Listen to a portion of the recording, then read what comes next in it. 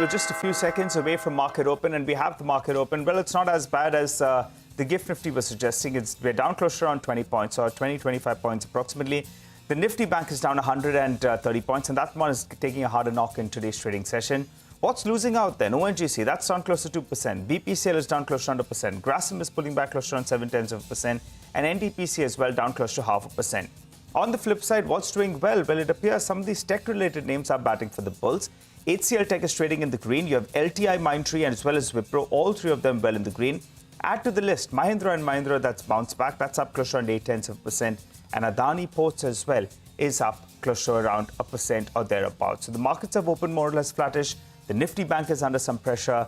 But as always, the bright spark in the market is the mid-caps. That's where all the action is. Pull up the advanced decline ratio, you'll see close to around 3 stocks are advancing for 1 stock that's declining. Okay, I'll start with the newsmakers. Polycab is recovering from yesterday's fall, about 3% up on this one, as is Z. It's up about 2%. Looking at gains on Indus Towers, the stock that Rima was just telling us about, on the back of positive brokerage commentary, 2% up on Indus. And then, okay, Delta Corp, that's the big one. Big knock on earnings. Street not liking their poor performance in the quarter gone by, 5% down there.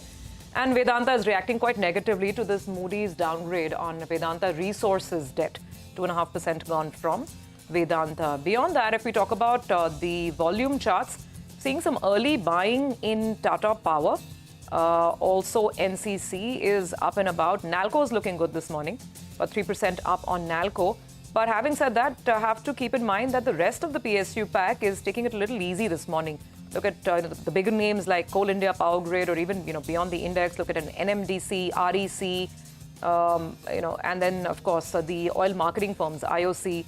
A lot of them have started the day on the downside. Financials in general a little weak. L&T Finance, Bandhan down, and Manappuram. This is an unusually large cut on Manappuram this early on in the morning. It's down 4% already. So flattish on the indices, all about individual stocks. A lot about individual stocks, Surabhi. Manappuram, like you pointed out, is the unusual mover on the downside, though Delta Corp is recovering a tad from the lows, open 5% lower, now sitting with a cut of just about 3.5%. So that's something we'll be watching out for. IGL, the standout brokerage that Nimesh pointed out, there was a downgrade, that stock down 2%.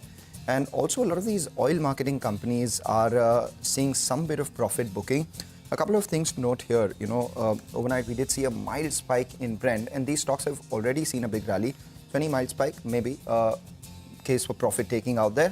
Just keep an eye out on United Spirits, though. We're seeing a decent move. The only consumer stock, so to say, which is doing a lot better in today's trading session, that's the one which is up around 1.5%. Giving it company is perhaps Titan, which is mildly higher, just about 0.5%. But suffice to say, there are a lot more gainers, but the quantum of losers, the volume of losses are a lot more. Gains are many, but small proportions. Losses are a few, but large losers. Keep an eye out in the markets right now. Oh, absolutely. Well, this explains the fall on Manappuram. I'm not sure why SEBI has put the IPO of the microfinance unit, and it's not delayed.